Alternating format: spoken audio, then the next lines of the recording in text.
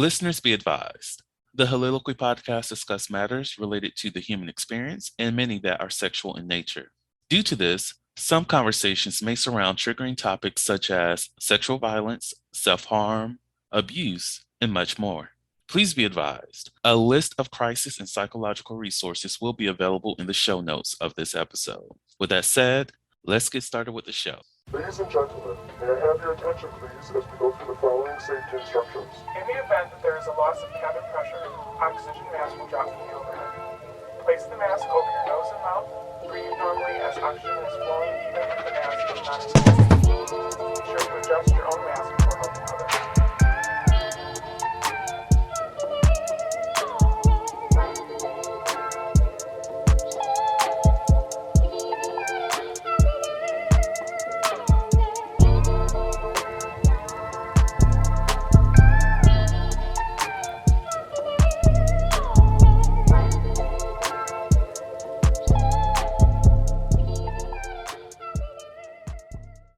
Hello, everyone. Welcome to the Soliloquy podcast, where we step out and speak about sexuality. This is your favorite host, Vernon T. Scott, also known as Slaytor Jackson, and for you freaky motherfuckers out there, Sebastian Adams.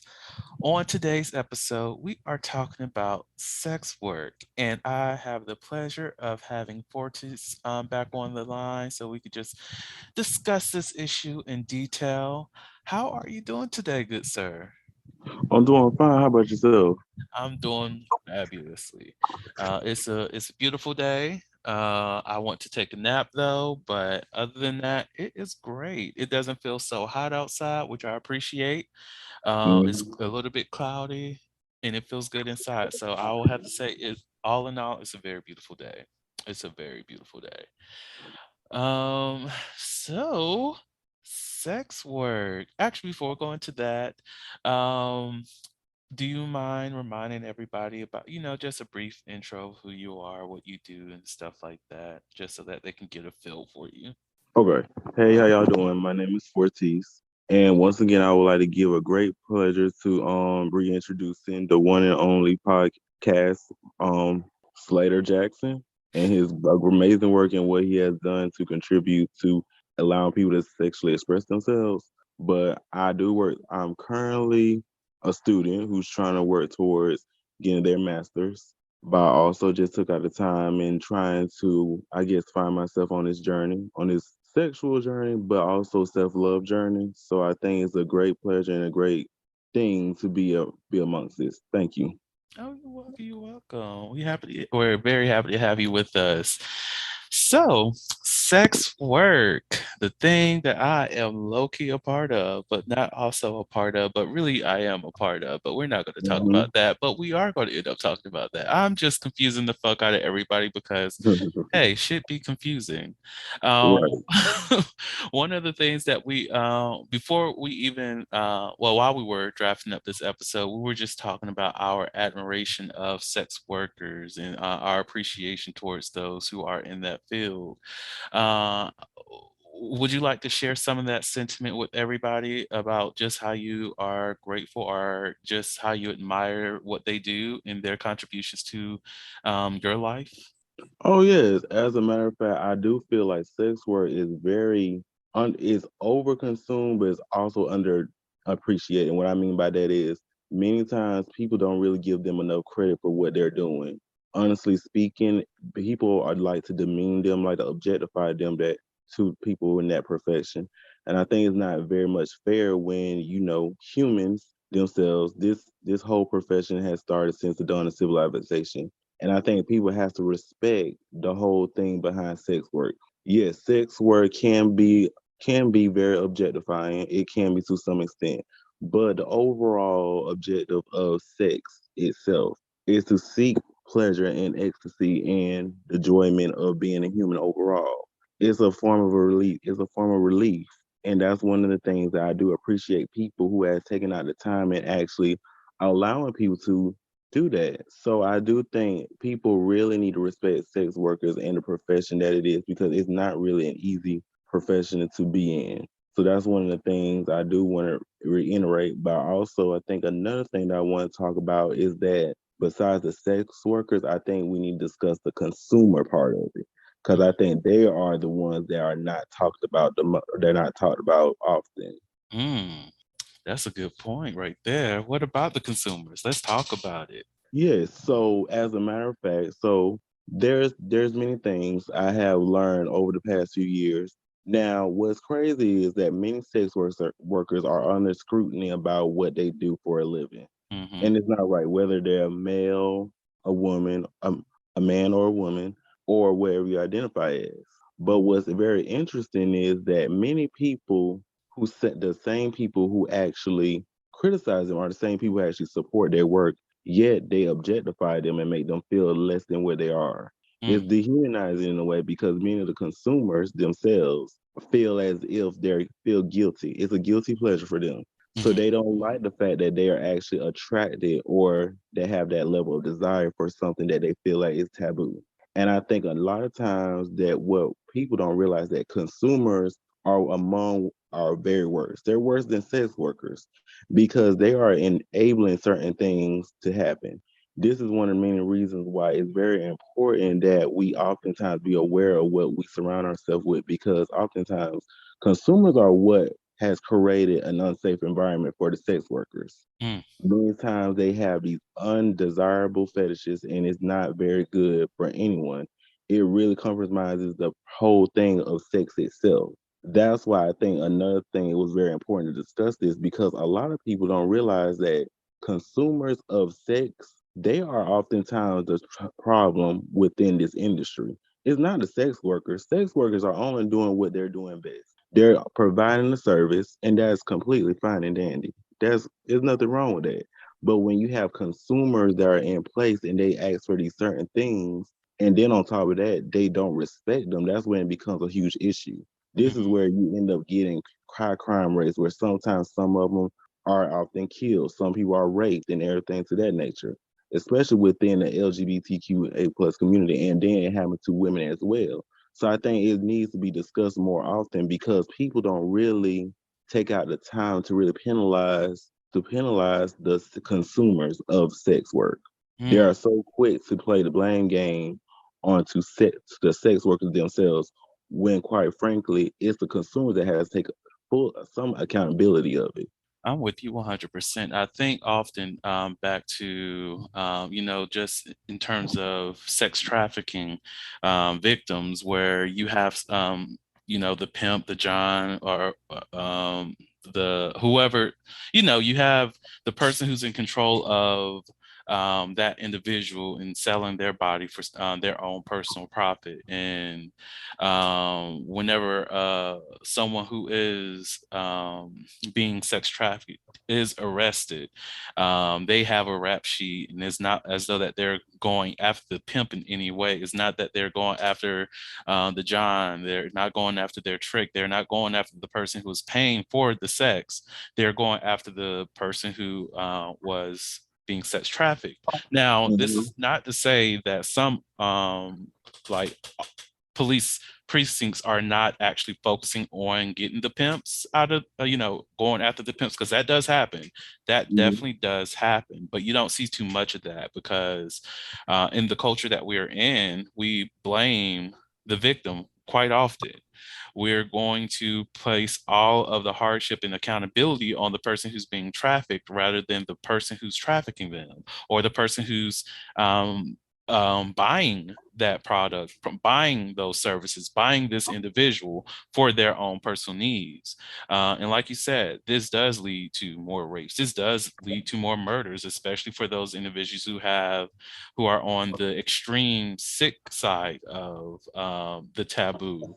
When it does come to bodily injury and non-consensual acts and whatnot, and they're sex workers in general are very unprotected. And when you have trafficking within that realm, it's extremely unprotected because they don't have systems in place to protect them until we actually take part and think about ways of building that system so that they have the proper protections, be it if you are someone who's doing OnlyFans or if you are someone who's being trafficked, finding ways to free those individuals, to make sure that they have the resources, to make sure that the people who were trafficking them have no way of getting in touch with them, making sure that their families are protected. All of these things, until we're willing to sit down and draft up those plans to put that system in place, sex workers in general will forever be unprotected, and that's a problem.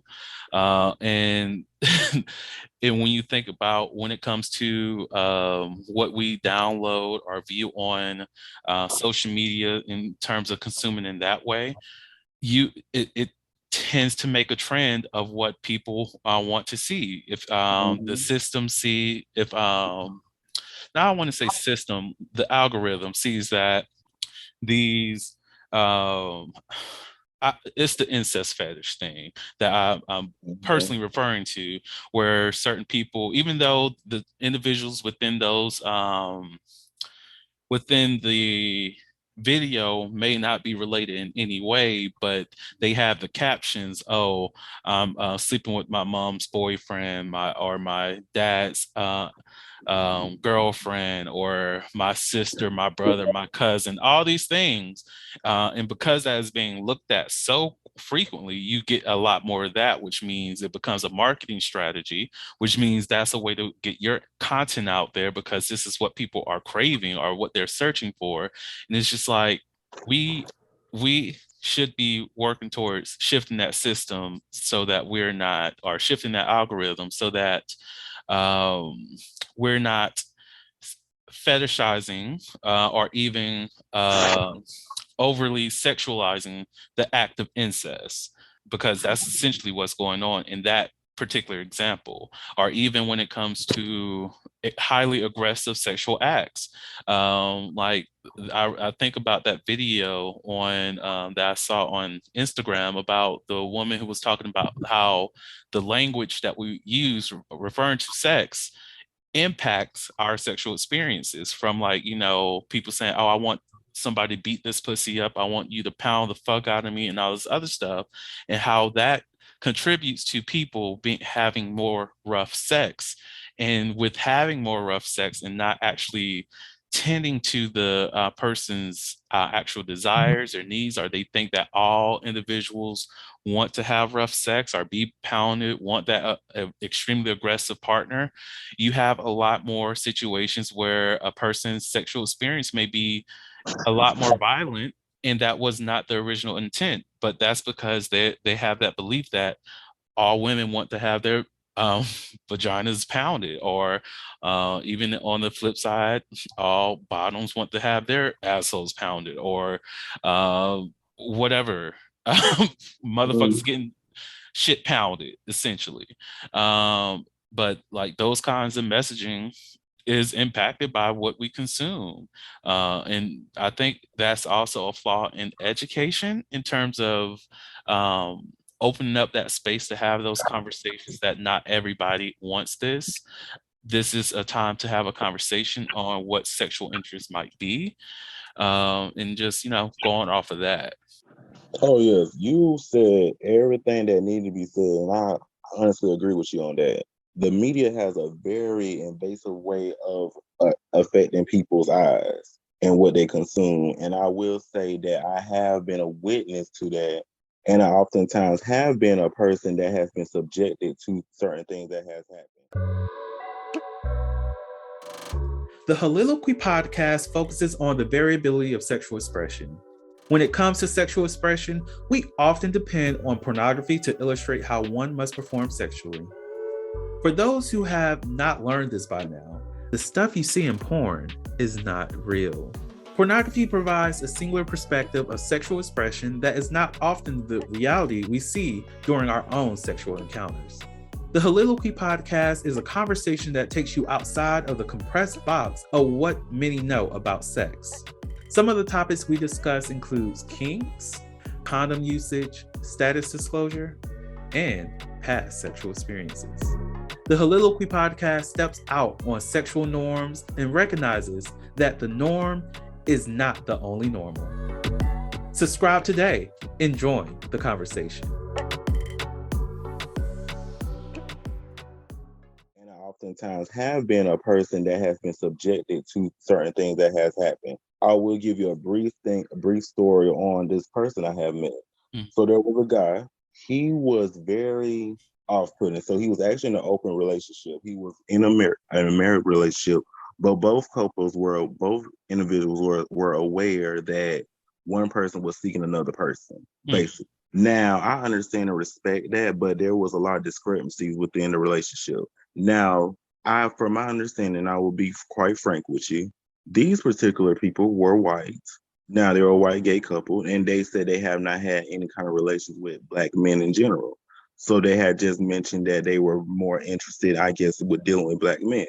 I said, okay, understandable. And I just wanted to see where their mind was at because oftentimes I have encountered certain people who have demonstrated certain kind of ways towards black people in general. And unfortunately, it was one of those situations. mm, Now, while the one party, they were very open, they were very calm, they were quiet, they were very polite, they were extremely respectful towards me. This other person has expressed, how can I say it? Because when I think back in retrospect, it was hella disrespectful.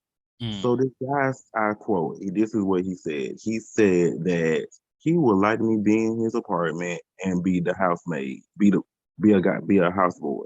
I mm, would look at him crazy. Then not only that, not only went from there, he did not want any kind of sex at all. So what his primary thing was, he wanted to really just beat. That was his whole thing. He, I guess he got a kick out of abusing people actually, and mm, I couldn't help but understand, bro, realize and notice that whoever he had done this with must have been someone else because he did mention that he has dealt with certain men that were in an Atlanta area. So I had assumed that must have been where he must have this mentality. Now I do not talk to him to this day, but it has opened my eyes to see where people really do have a very messed up way of, I guess, gaining pleasure. Now, I'm not shaming anyone for that, but at the same time, when you put yourself in a situation where you are expressing some form of aggression that may end up compromising a person's ability to receive pleasure or feel desirable, I just have to draw the line on that. And I let him know that I was not interested in that at all because that is not something I'm really with at all. mm. I get that.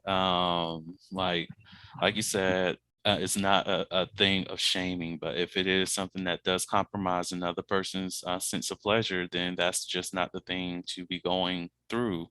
Most definitely, like I think of I'm a huge fan of BDSM, Mhm. torture play, some of the abuse play, open to, but in those situations, that abuse is all consensual and is gradual. And if you're not willing to introduce that in small, you know, sessions with somebody, and you're just going out and your full attention is actually make a person hurt and harm them, then you probably should not be in that space with a lot of people unless that's somebody who really really just wants to get beat up. Exactly. Find a boxer and enjoy that. Oh yeah. Even them, they are not in that profession to get hurt. They're in that profession to win, and they enjoy fighting.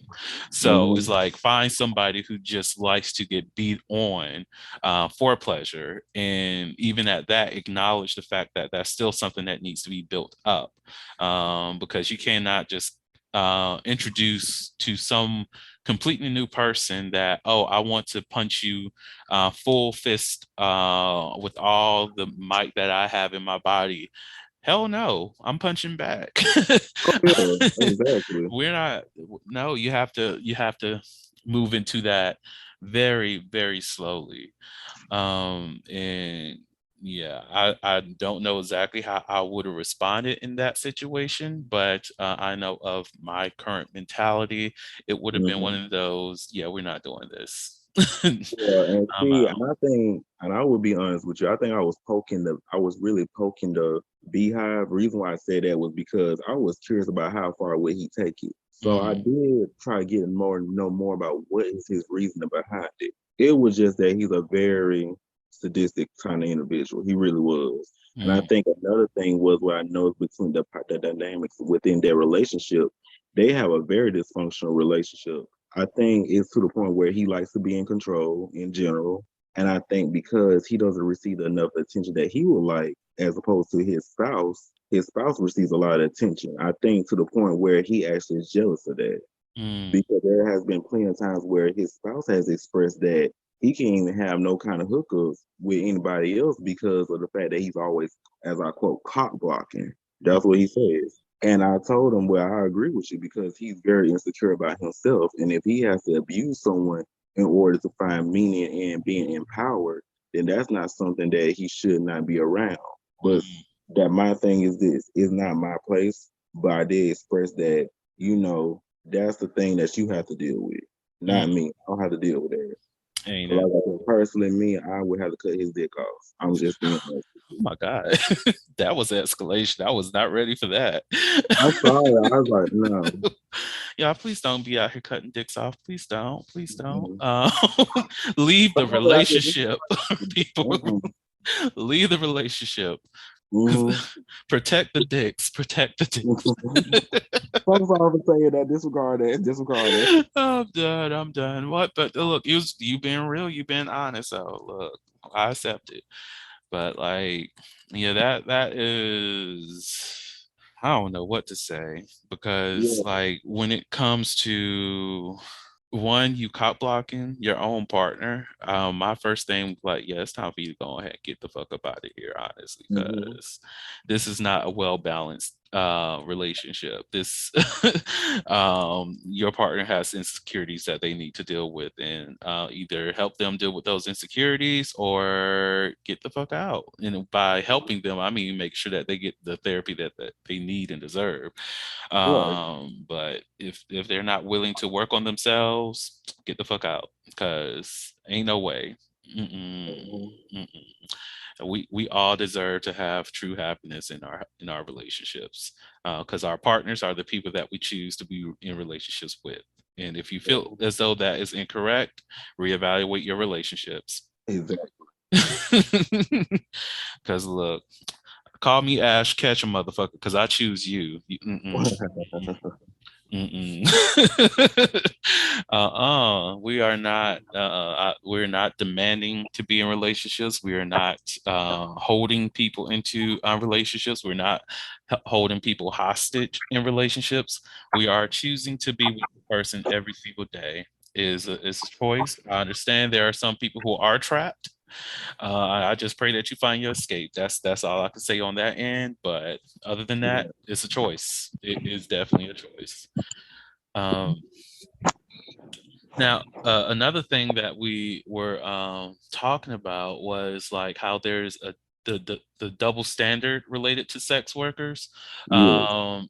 and I know a lot of that deals with how, like for me, when I think of the double standard, I mostly come from the side of how are we to judge people for being open and honest and truthful in their sexual expression on camera, and many of us are not able to do that within our own bedroom with our own partners, or even we are having sex with our own partners, not on camera. So why judge those who do? Because we're all fucking out here. Exactly. Exactly. You're right about that. There's a huge double standard on that because a lot of people, I feel like some of them feel like they're self-righteous. There are some people who feel self-righteous about that belief system, but there are some people, I will say in this aspect too, some people do see sex as something sacred.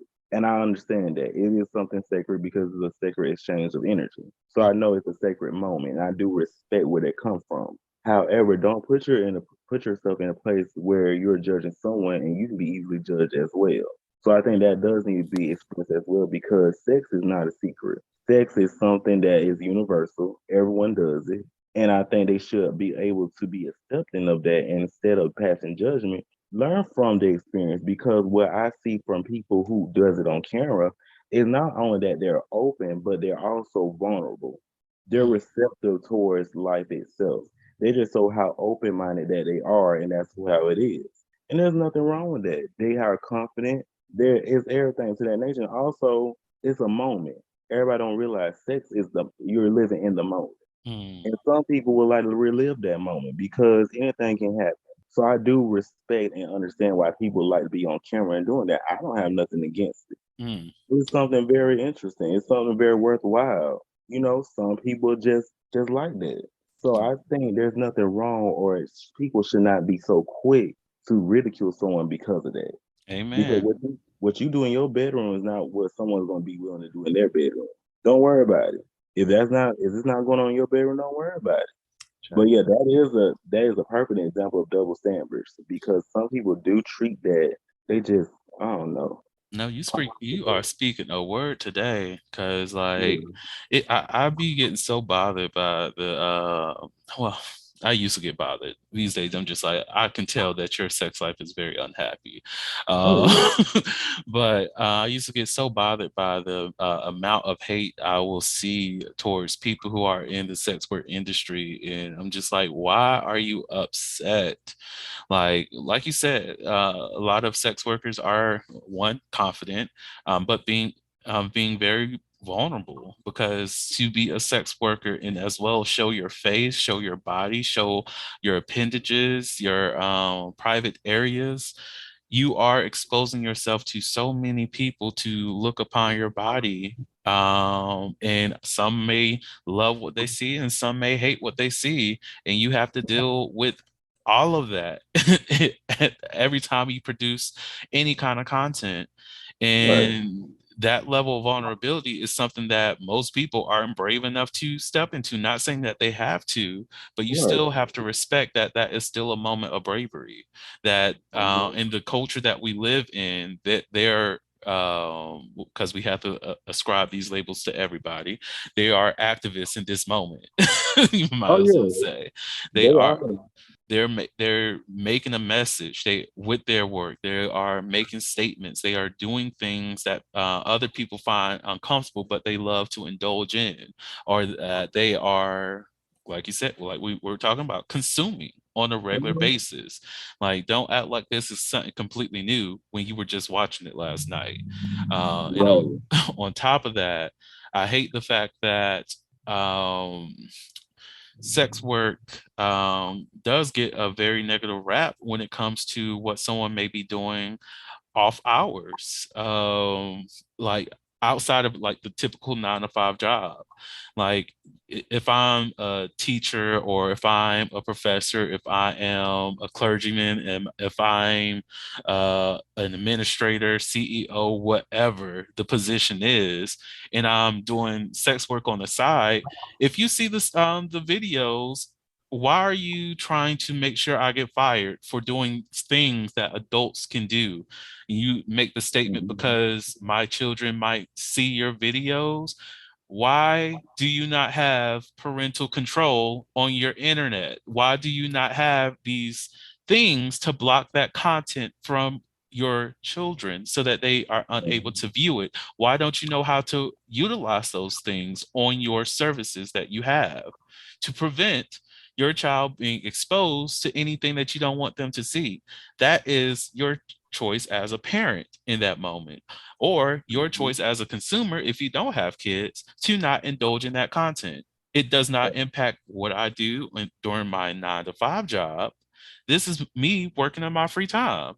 Are you going to say I need to get fired for having a completely separate job that does not expose my body? Are you going to tell me I need to resign from my job because I'm working from Uber as a second job? No, but you feel as though you have the right that to say I need to be fired solely because I'm doing sex work on the side.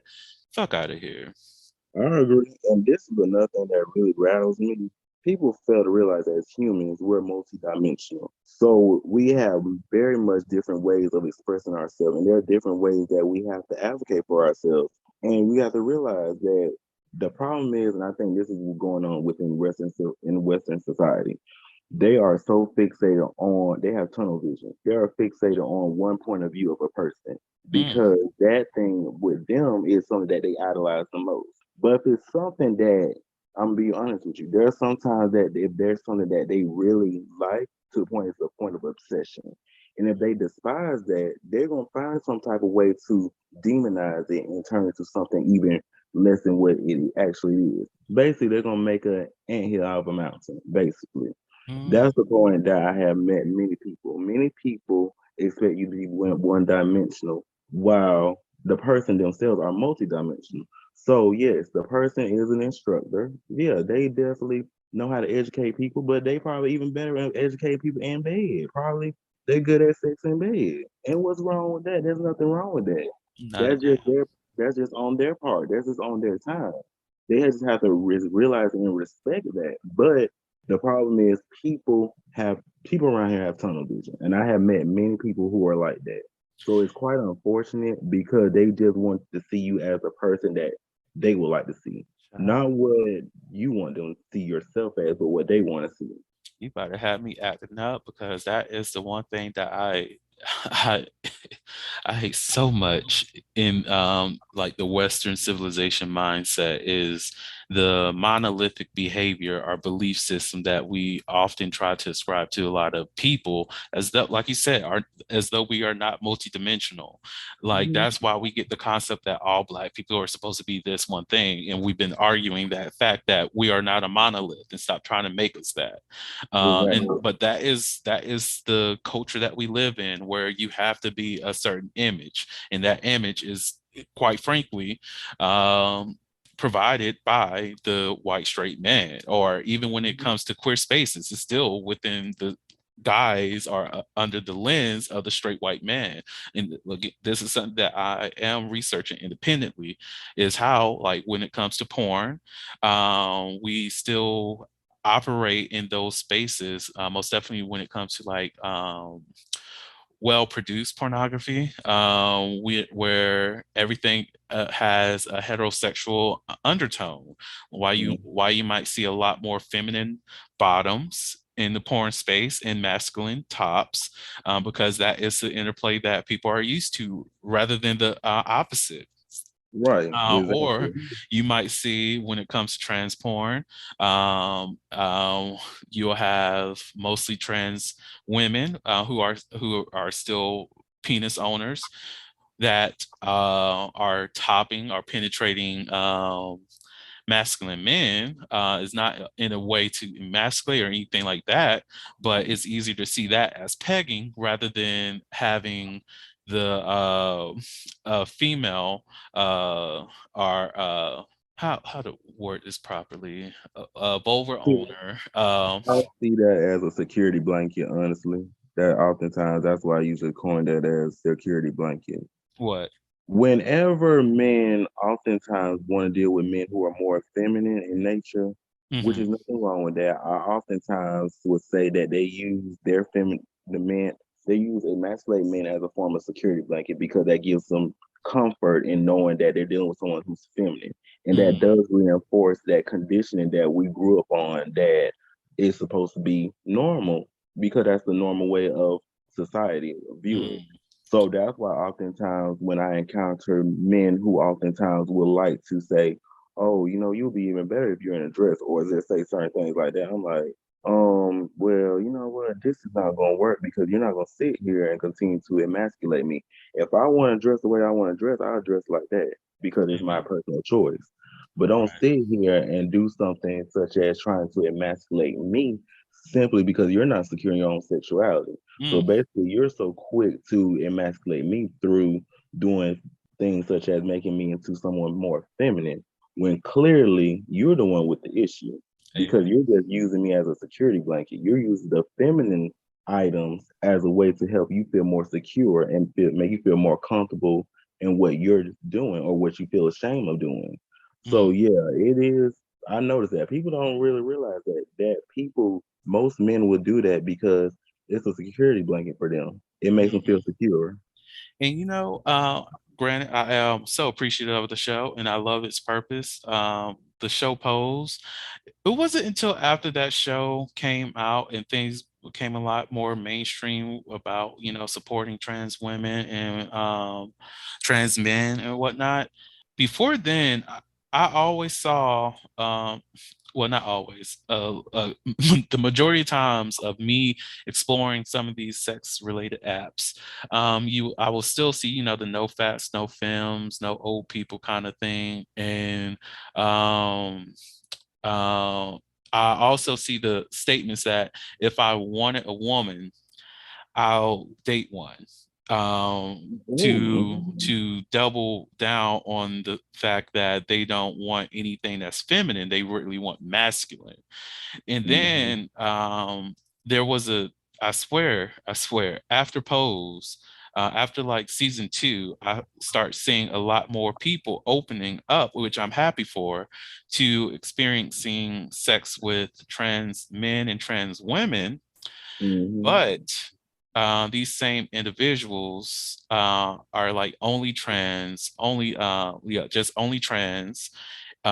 Which, if that is your preference, that is perfectly fine. I'm not judging you on Mhm. that, but I'm like, what made this shift happen? Again, I'm happy for that shift, but Mhm. is it, like you said, for the security blanket that, okay, I'll actually, that show that with Dominique, what's her name on there? What's her name? Alexa. Electra. Electra. When Electra was in the penthouse with her sponsor, oh dude literally said he wants her to keep her penis because he loves the fact that he's getting away with something that other people don't know. And I feel as though that is Mhm. something similar to why a lot more men within queer spaces are more leaning towards trans people now, is because they want that little secret of Mhm. getting away with something. And I hope that if that is their purpose, that they actually shift their mindset and appreciate Mhm. their trans partner for who they are, and not Right. as an actual secret, because that's a disrespect towards them and who they are. Because you should be proud of who your partner is, regardless of, just because they can pass in public and people don't know that they're dicking you down at home. That's inappropriate. That is disrespectful in It my is. eyes. It Uh, is. but I don't know how we got. Oh, we were talking about dimensions, Oh yeah. and like, and I think in relation to that, like the monolith mindset, even within queer spaces, there was a point where everyone was trying to say all studs have to be the same, all film have to be the same, saying studs can't date studs, film can't date film. Of course, Black LGBT, just like fuck whatever the hell y'all are talking about, because the amount of film relationships I saw, the stud relationships I saw, the stud film, Mhm. at least within those spaces, it was beautiful. I loved seeing it. But Right. inside of the male queer spaces, it was a little bit Black male queer spaces. It was a lot sticking with that same. Well, I wasn't sticking with it, but I've noticed a lot more of sticking with that monolithic idea that all bottoms are supposed to be this, all tops supposed to be this, Mhm. all verse can do whatever they want to do. And then that was, and I will say, even to this day, I have not seen any shake in that belief. A lot of people are still trying to Mhm. hold true to that monolithic aspect of sexual expression. I'm just like, why are y'all so limited? We are within the And what? LGBTQ plus community. Why are we not educating ourselves on sexuality? What have you all been doing these years? And I agree because actually, what's so crazy about it is that sex itself is actually very fluid. It It's is. very fluid because think about it, we're exchanging fluid, saliva, secretions, anything, sperm, or anything like that. People don't really equate it to like the fluidity of sex itself. Hmm. And that's why I say, why should you treat it as something that's just something monolithic? You don't supposed to treat it like that. Just treat it as how it is. It's supposed to be flowing. It's supposed to be free flowing, freedom of expression. That's how it should be. But unfortunately, people cannot get with that because they're not really ready to step out of their comfort zone. They're not really to explore that. And I think that's really sad and very telling with some of the people that are in certain spaces because of the how they express themselves with their belief systems. Hmm. That's why oftentimes you have a lot of discrepancies with people like that because it's not oftentimes it's not the other person, it's them within themselves. Mm, because they're going against what they have been taught. They're going against what they feel like that's going something that's going to create some kind of chaos within them. So all the time, it's not the other person; it's just them. It's just a personal issue, and that's why I had to learn the hard way because oftentimes I would take it personal, but I'm starting to learn slowly that these people have their preferences because it's what they have been raised on, and then mm, not only that, they don't have a mind of their own. They're like sheep. If you mm. cannot even have the audacity to challenge what you have been taught, then why are you in my presence? I don't Ooh, have no need for you. ooh, ooh, Lord, Oh, you spoke to some part inside of me in that moment. Oh my God. You said if you are not willing to think for yourself, essentially, why are you in my presence? But really though, there's a lot of sheeple out here. It is a Mhm. lot of sheeple. And even so there's this one person that I recently found on my freak Twitter, and I'm like, oh my God, you are very attractive. I like you. Ooh, And they live in Atlanta, and I'm like, let me join in on this hoeing that we have and reached out to this person to engage in, conversation, let them know that I actually find you very attractive. And I wouldn't mind pulling up on you and see what kind of fun things we could do. And I right. also want to play video games with you too. Like we could do all these things. What's up? But even having a conversation with them about, I brought up, okay, would you like to discuss sexuality, like what we like? And they didn't know how to respond to it. And I'm like, okay, now I have Mm, to have this. And I even offered, I don't mind letting you know my likes and dislikes, but I right. hope me exposing you to this stuff or letting you know this makes you reflect and think about, oh, what is it that I really do like when I do have sex with other people? Because, like I even told them, I'm not trying to pull up and not have a consensually pleasurable. Well, I can't. Well, definitely it's going to be consensual, but Right. mutually pleasurable sexual experience with anybody because I've done that before. It's old, and I'm tired of mediocre. I don't want it. I want to have pleasure in my sexual encounter. Like I even posted on my little freak Twitter account. I was like, look, I've had more pleasurable sexual encounters with other bottoms than I had with verse and top motherfuckers. Like that's the problem. On a side note, I'm gonna be honest with you. On a side note, not trying to disturb you, but bottoms are very much more. I would say they will give you a good time. They'll give you a great time. hmm Like mofo, step your game up. What are y'all doing?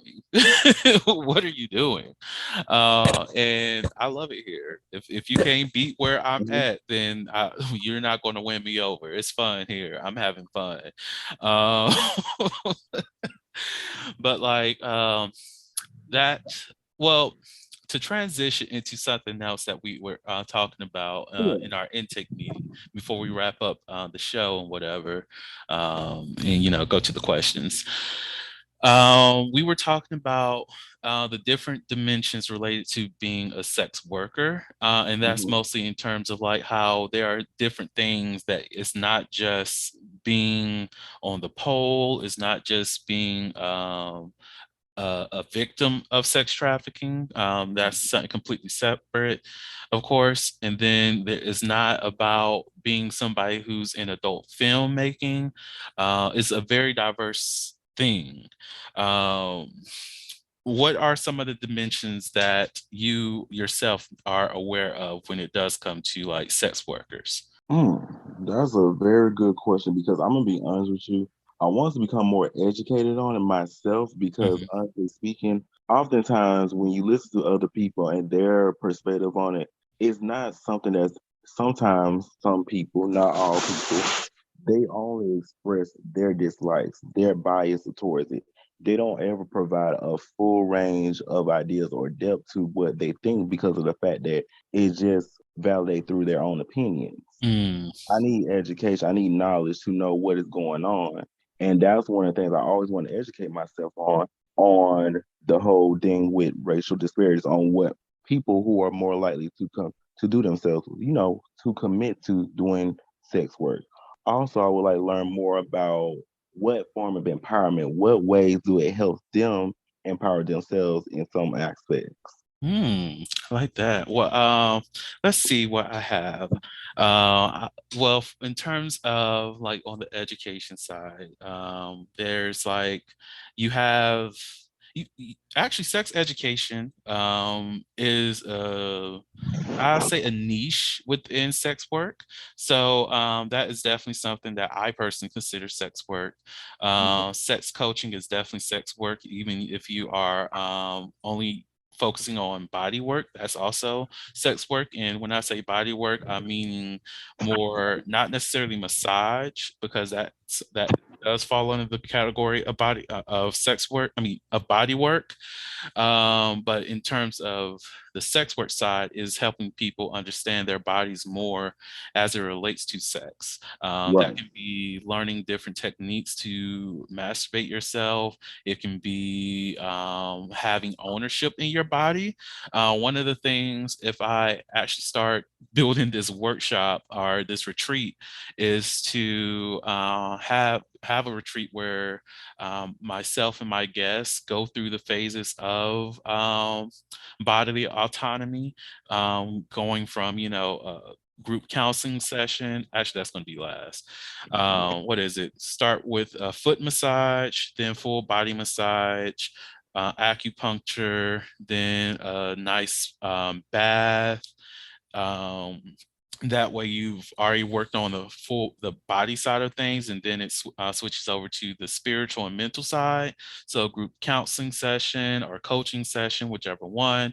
um, Reiki to work on your energy, and then after that, just a full play party. But there's also going to be other things in there. But that is also something that can be considered as sex work too. Mhm. You have, I think I already said sex coaching. You have also, like I mentioned earlier, the entertainment side of things. Um, what else? Is very broad. It's a very broad field that a lot of people often don't, focus Yeah, on. and yeah, because I'm not gonna lie to you, that was one of the things that I want to be more educated on myself because I know it's very broad and a lot of people underestimate it. They just think it's just about sex. No, it's more than that. It's more to it than that. That's why did not know what to exactly place with that. Hmm. So I do want to learn as I go. Yeah. Oh, I just remembered. Hmm. Uh, Making dildos is a part of sex work too.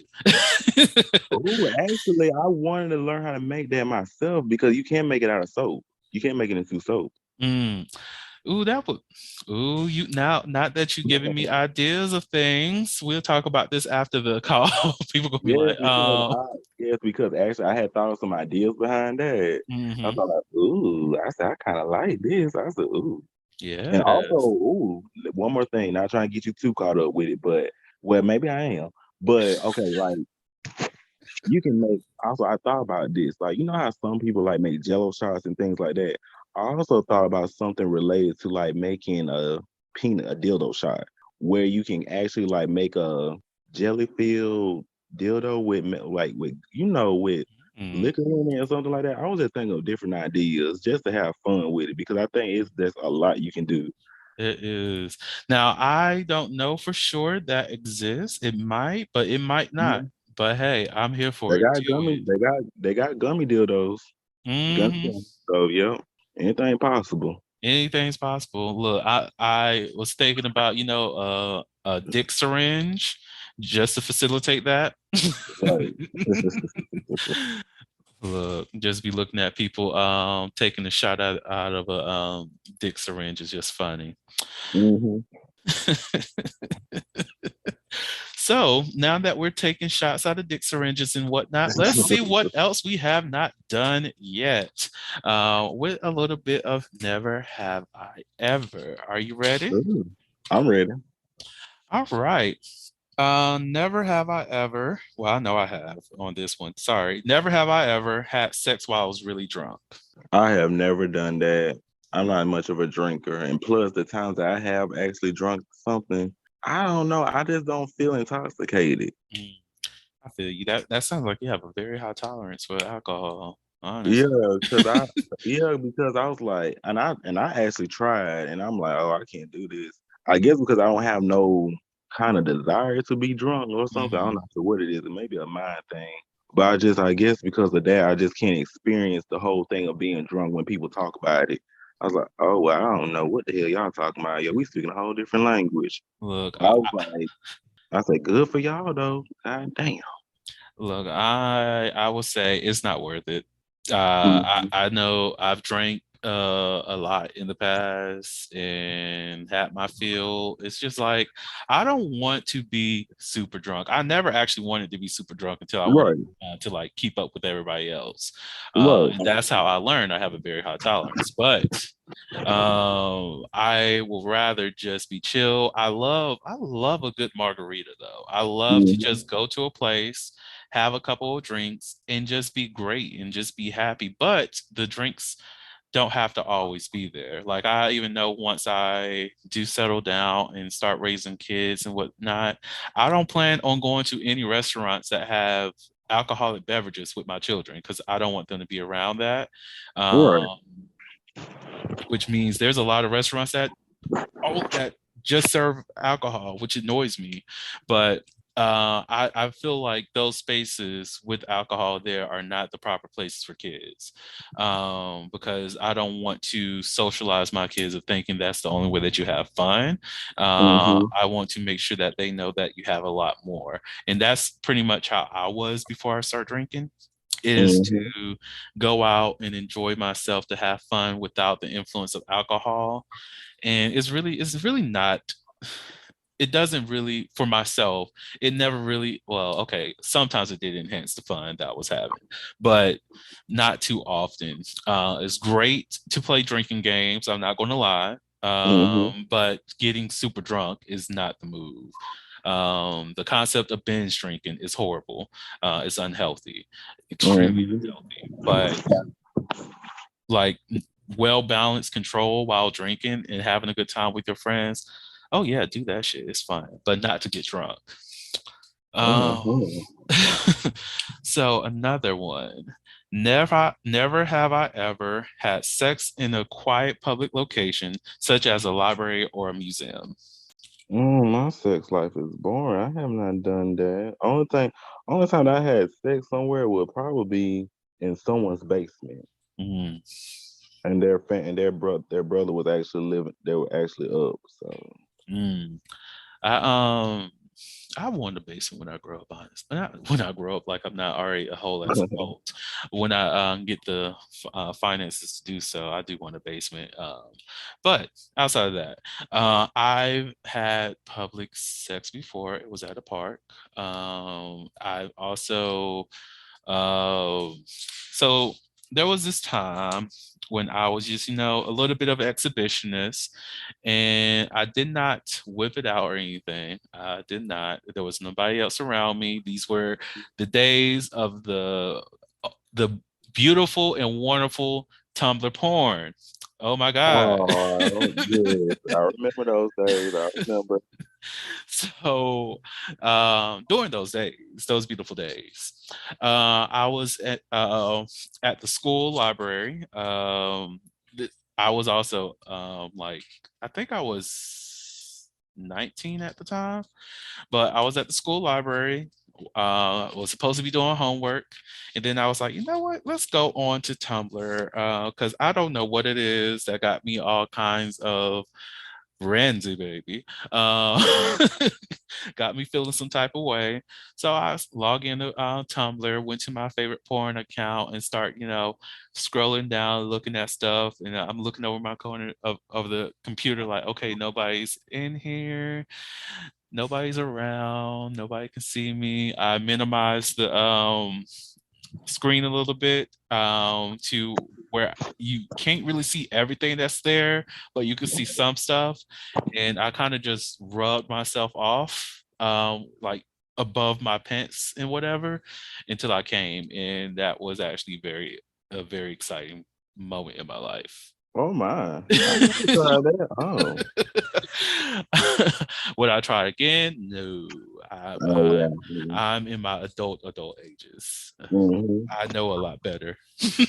Know better and do better. Now, if it was a library that's funded by sex workers and whatnot for the purposes of doing stuff like that, then of course I'd be up in there every fucking day.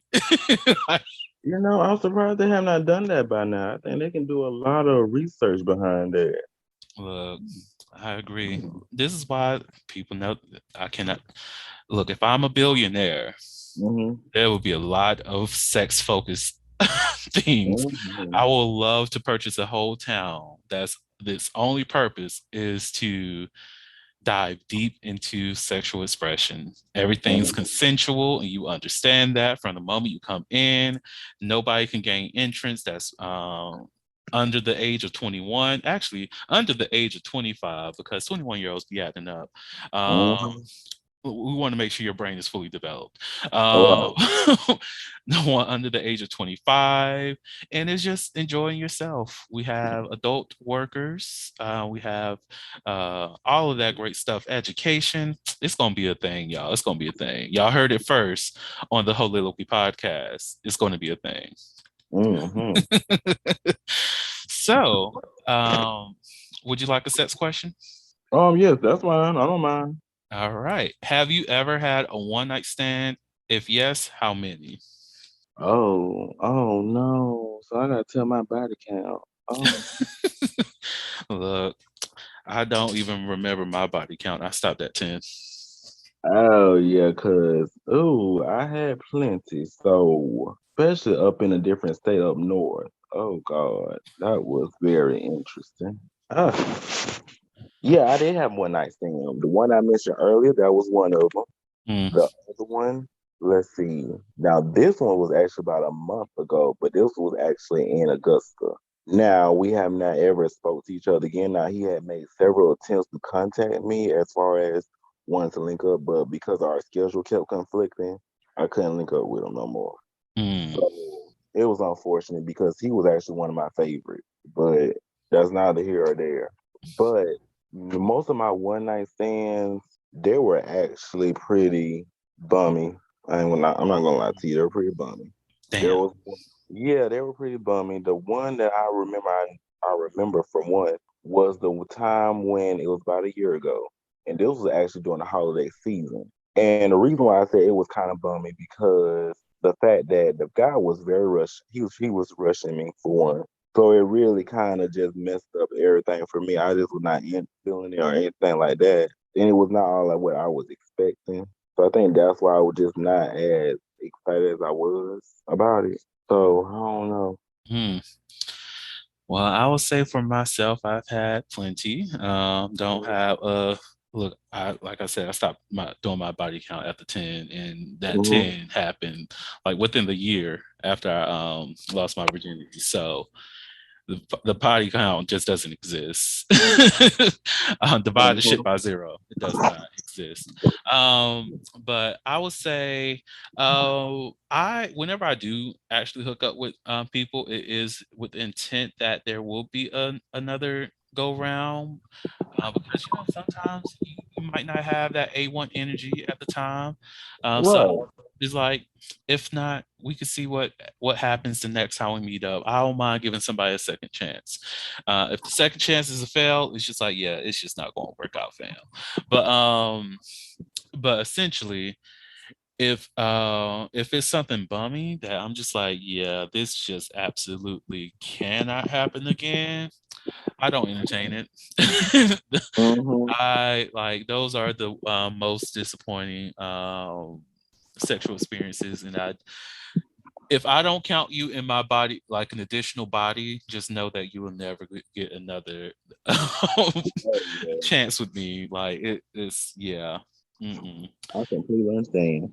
Like there's been a few, and I realized I think this was in 2018 or something.